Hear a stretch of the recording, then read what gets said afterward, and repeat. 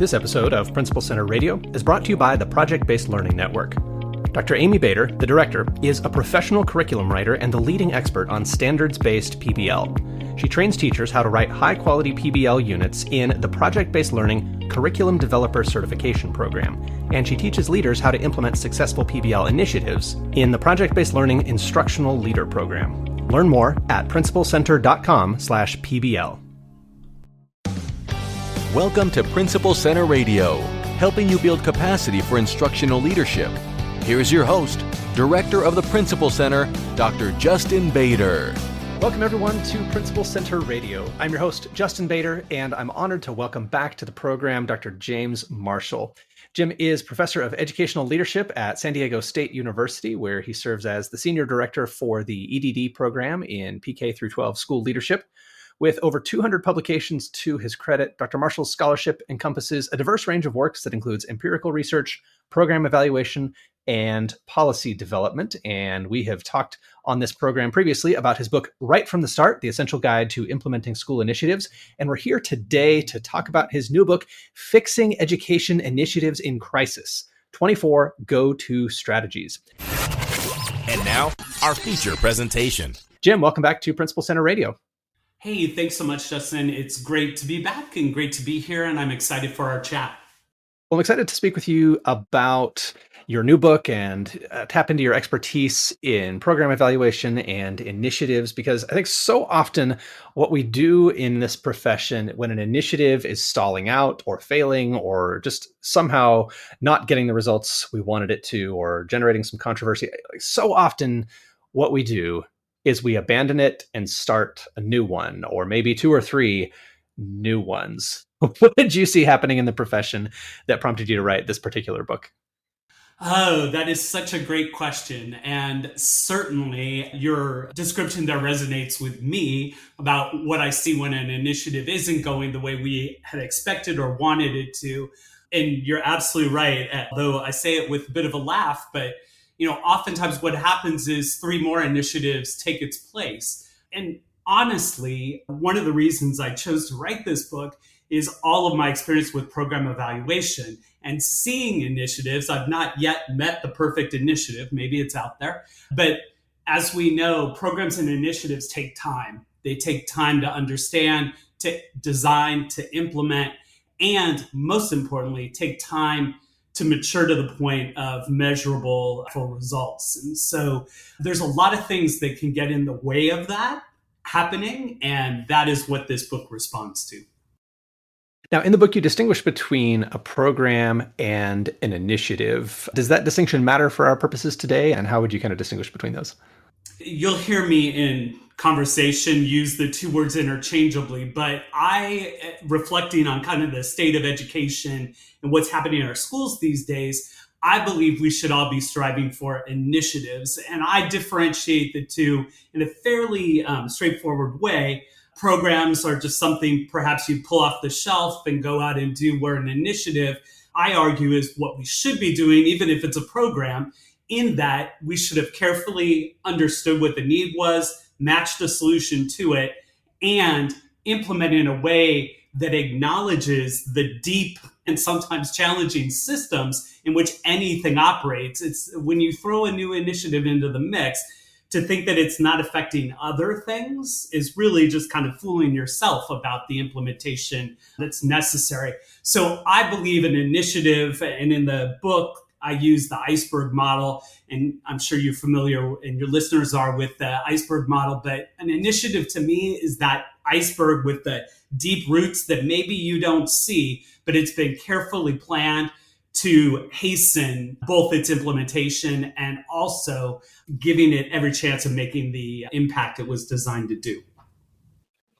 Excellent. Well, let's talk about some of the ways that initiatives can go wrong, because I think we've all recognized maybe a situation where a new initiative is needed. We've all recognized situations where maybe an initiative was started when it was not needed. What are some of the warning signs that we need to do something, and some of the ways that initiatives can go wrong? Yeah, so in the book, I actually outline 6 different types of crises that I've encountered over my career and seen in programs, frankly, both I've run, as well as programs I've evaluated. And they span the life cycle of an initiative. But at the beginning, the first crisis, I call it the failing to get smart crisis. That really describes the initiative you just kind of described, where you begin a program or implementing and you realize this isn't what we needed. So not taking the time up front to really understand what the situation is, what the needs are. I always say what the strengths are too, because the best way to address a need is often by building on a strength. And so taking that time up front is critical. And by the way, that's why the first book I authored is called Right from the Start, because that start is so important in terms of understanding the need, the opportunity, the challenge, and being responsive to it. So the failing to get smart crisis really is just that one where the initiative begins to be implemented and people are saying things like, did they even ask anybody what we needed? And questions like that. And this book on fixing initiatives in crisis really is predicated on the belief, and I do firmly believe this, that initiatives are a continuous improvement pursuit.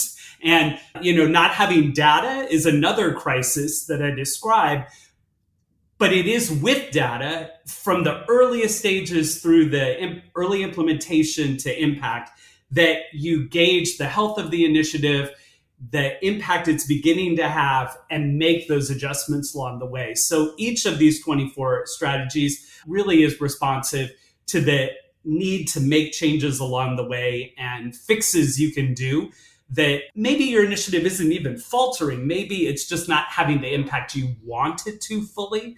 So different things you can do along the way to optimize both the implementation and then ultimately the impact. It makes perfect sense to start there, because if we're solving the wrong problem, or if we've come up with the wrong solution to the right problem, we can't tweak our way out of that problem, right? Like if we've got the wrong destination in the first place, you don't need an oil change to help you go in the opposite direction, right? Like we've got to get our problems and solutions right and get smart, as you say. Yeah, and I think that's a great analogy. And another one that often comes to my mind is I've never walked into my doctor's office and had him begin by writing the prescription. So first, the doctor always, or should always, figure out what's going on, ask some questions. And that really is, for us educators, the analogous needs assessment is exactly what's involved there. And then the second type of crisis you talk about in the book is around outcomes. And I wanted to get your perspective on how often this is a problem of unrealistic expectations. Like I was looking into some research recently on, how much of an impact on student learning various things can have and what the various contributors to student learning outcomes are. And it seems to me that in general, we wildly overestimate the impact that any one little thing is going to have on student learning. Like we want to make some change and we expect to see the needle move dramatically in terms of measurable, student test scores or something like that. I mean, are we right to want the needle to move on initiatives like that, or are we unrealistic? Oh, that's a great question. And I think we are right always to want the needle to move. But I think we have to think systemically about any initiative. And helpfully, that's how we opened up today when we were talking about the difference between an initiative and a program in terms of the way I look at it. I do think defining outcomes is critical. I do also remind people regularly, you get to do the defining, So when you're being charged with running an initiative or designing an initiative, it's up to you to set realistic benchmarks. And I do agree with you. And I evaluate a lot of funded programs. And I think that's one of the catch-22s. To get the funding, you tend to, define aggressive outcomes. And then when rubber meets road, sometimes those grand outcomes aren't achievable and there is need to adjust back and set meaningful steps along the way. I've yet to see one where we abandon the end goal because usually if there was a good needs assessment done, that end goal is still worthy of pursuing. I have seen out like formative outcomes, intermediate outcomes, or in the evaluation biz, we sometimes call them outputs. I have seen those dialed back along the way just to get the team, if nothing else, back on track in that forward momentum that you lose when in situations where if all you have is that end outcome, it could take years to get there. So where is the faith, the inputs, the motivation to sustain you to that final outcome? And so a lot of times when it's flawed outcomes, it could be an outcomes crisis could be because the outcomes are poorly defined. But as you suggest, perhaps you've defined the wrong outcomes, or you've been too aggressive and only defining way down the road summative end goal outcomes and not planned carefully for intermediate outcomes that signal you're on the right track, we're doing good work, and this initiative needs time. As I say, time to bake, time to do what it's doing. Teachers get good at using a curriculum. Students get familiar with it and begin benefiting from it. It's as simple as that. It takes time. Yeah, absolutely. I love cookie dough, but if you've ever tried to taste cake batter or brownie batter, like they're just not good because they haven't baked yet, right? And I think we do that with initiatives. We don't give them the time. We don't ask ourselves, what should this look like at this stage because it's not done baking yet. And I'm thinking about curriculum adoptions especially. And one of the messages that I got as a new principal when we had just adopted a new math curriculum, and then I came on board, I think 1 year later as a principal, one of the things that our experts were very clear on is you are not going to see a big jump in your scores in year one, right? When your fifth graders have had 1 year of a 6-year curriculum, they are not going to have the full benefit that they're going to have in year 6, when they've had this curriculum all the way through. The teachers have had multiple years of professional development. Like, it's going to take time. How can leaders get that message across that change takes time, that we need to stick with it, that it's not a failure just because we're in year one of a 5-year process? I love that because there's so many strategies in this book designed to do just that. In fact, I would go so far as to say this book really assumes in many ways you have a good program, and it's about getting the most you can out of that program. And yes, sometimes the outcomes need adjusting, but that doesn't mean overall it's not a good program. The answer to your question for me lies in a couple of areas. One is having realistic expectations on the front end and communicating them like crazy. And by like crazy, I mean before, during, and after. You, as leaders in schools and districts, we establish buy-in for these initiatives. And then I think oftentimes we assume, okay, I don't need to worry about that anymore. Everybody agreed to it. Well, the bottom line is eventually somebody's going to ask, especially if the budget goes the wrong direction or a competing program comes up. Your job running a program includes being the PR agent, I say, for the program. You should be, along the way, sharing information about accomplishments, even as simple, and I term them, and it's actually Jody Spiro, formerly with Wallace Foundation. Her term is early wins, and she defines little steps like triumphs in implementing, you gave a great example, a curriculum, implementing a lesson. Early wins can be even failing the implementation of a lesson. And what do we learn from it? But these little incremental steps we define and do along the way, and we make sure we acknowledge them and celebrate them, whatever happens, and learn from them so that we are in that spirit of continuous improvement, getting the most we can out of the initiative by adjusting along the way. But I do think the plan for what to expect when is critical. And further, I think also critical is always communicating what's happening with the initiative and the achievements, even if they're not outcome achievements, but they're implementation achievements. You've got to sustain the attention span of the people involved. And that to me is part and parcel of buying the time it takes.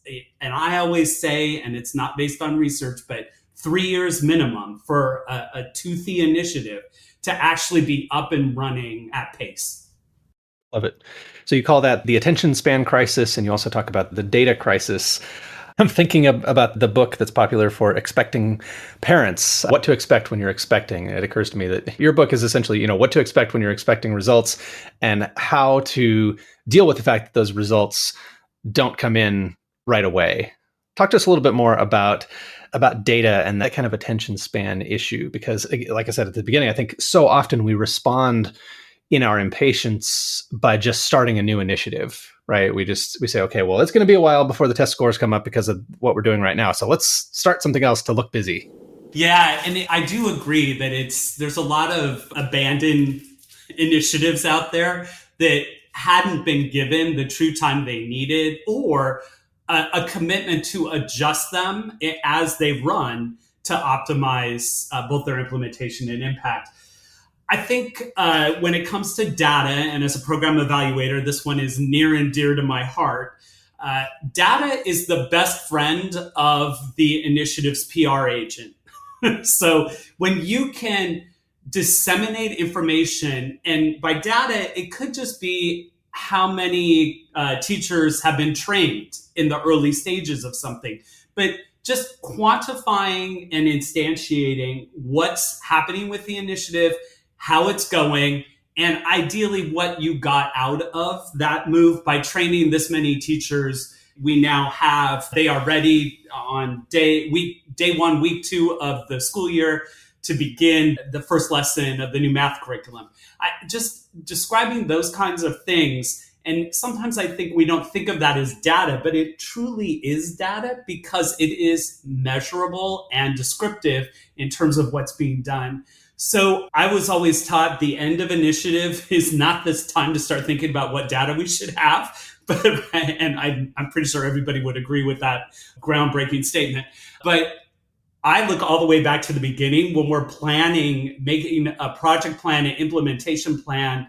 When we're doing that work, what data can we get each step of the way that will contribute to our understanding of how it's going? Initially, it's going to be about implementation more than it is impact. Eventually, it will be more about impact than it is implementation. But you gotta have both, because that data about it getting used and it making a difference, both halves are necessary to truly understand what's going on and leverage the initiative to the true extent it was designed to produce change and impact.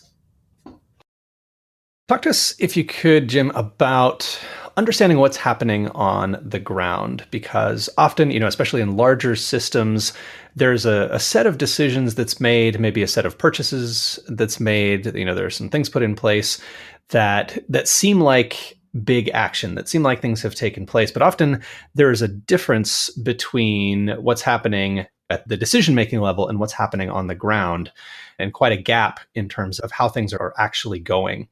How can senior leaders plan in advance to find out how things are going? Because I feel like there are incentives throughout the system for everybody to act like everything is going fine, right? Like if you're my boss and you have a big priority, and I know it's a big priority to you, I am highly incentivized as, say, a school principal to make sure that you think that everything's going hunky-dory with your pet project in my school, right? So how do senior leaders and people who are responsible for initiatives get ahead of that tendency that everybody, and that incentive that everybody has to act like everything's going great? Well, I think the beginning of an answer to your question actually lies early on. If it is a shared decision. No, I don't want to plan, Jim. I don't want to plan anything. No. You don't want to plan, you just want to do.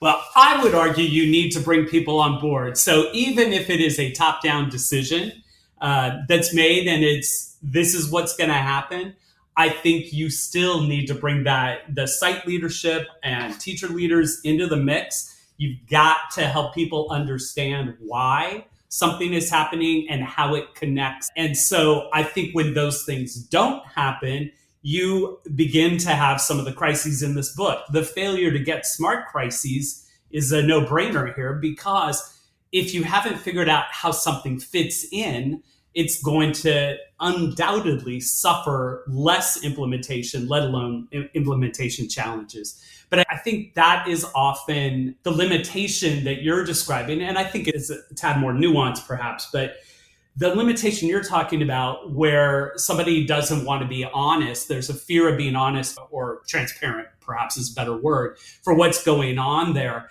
because they don't feel they have the safe space to do that. I think the safe space comes in the rollout of the initiative and helping people understand the better state that initiative has been selected to bring about. If we agree on that better state, even if it's top-down decision, then I will want that for my teachers and my students. And when I'm not getting that, I am more likely to be vocal about it. Ultimately, if the initiative is well placed within the system that is already existing, then it will be more consequential if that initiative isn't going well, because it will affect other things. If it's just another program off to the side and it doesn't go well, then nobody probably is going to notice, unfortunately.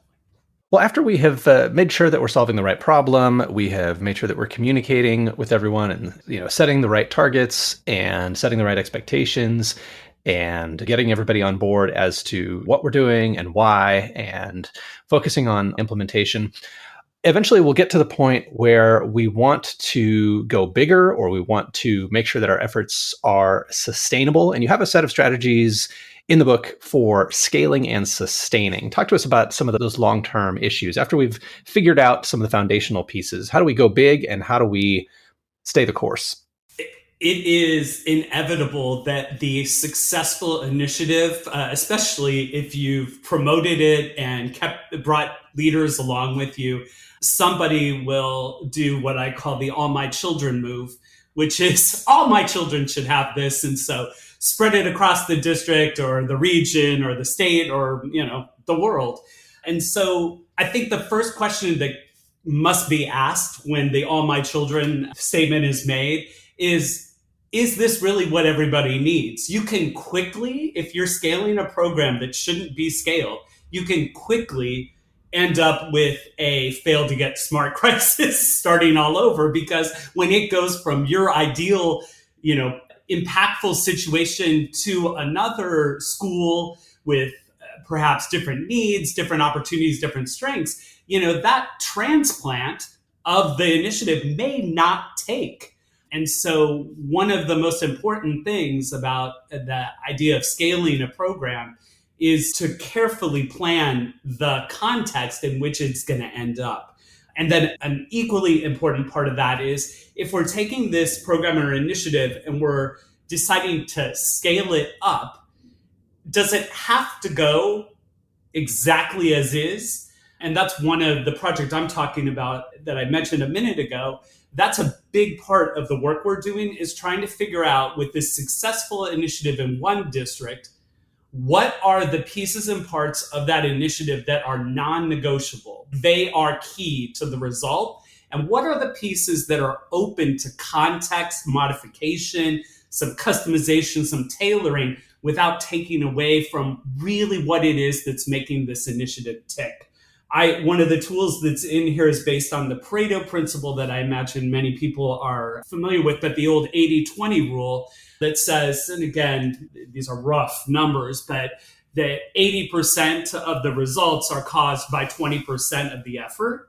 As educators and especially school leaders, I think we can relate to that a lot in terms of what in our day, the 80 versus the 20. But I think that's key when you are scaling an initiative, is determining what are the pieces that are contributing most to the results we're seeing, and then streamlining it to the extent that is possible in terms of making it scalable and, to use another term, transplantable to new and novel settings.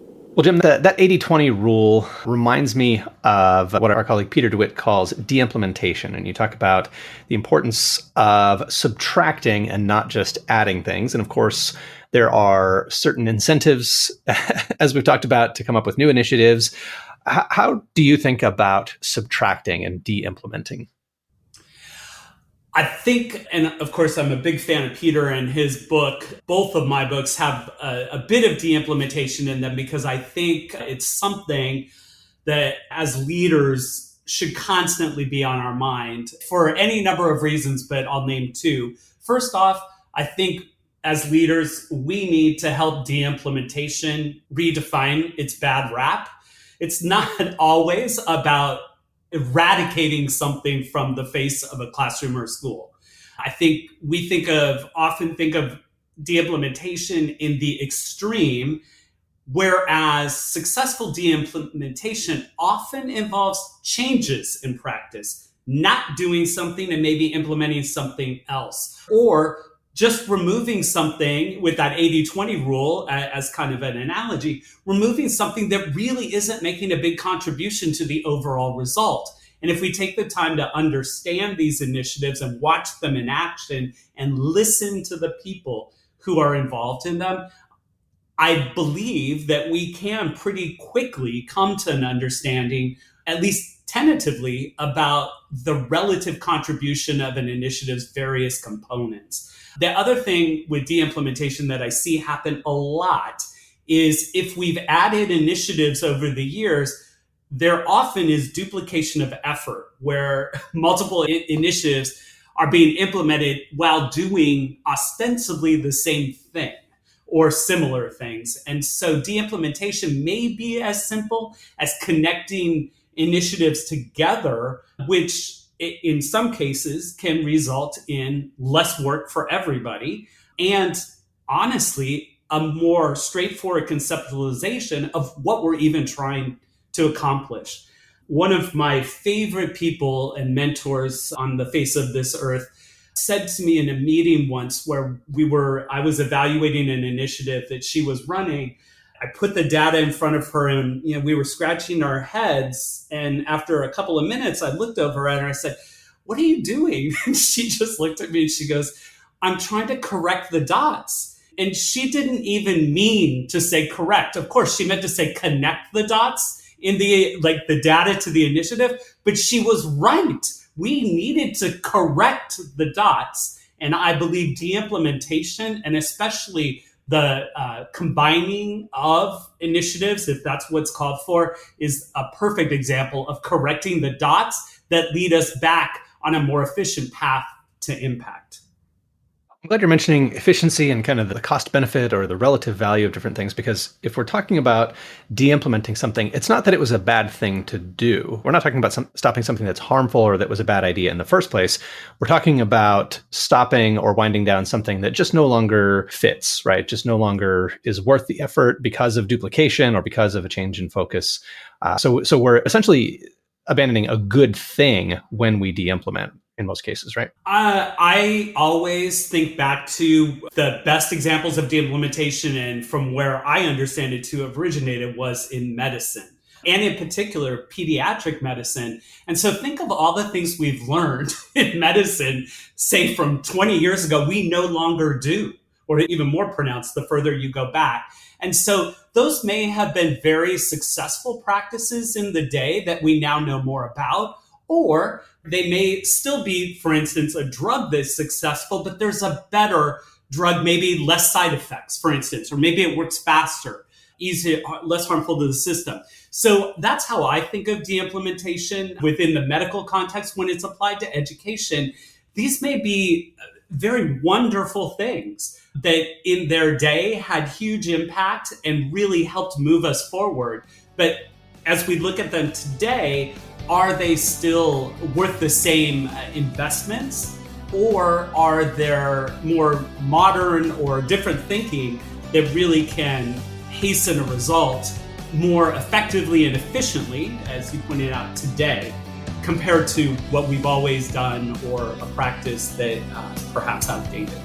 So the book is Fixing Education Initiatives in Crisis, 24 Go-To Strategies. James Marshall, thank you so much for joining me again on Principal Center Radio. It's been a pleasure.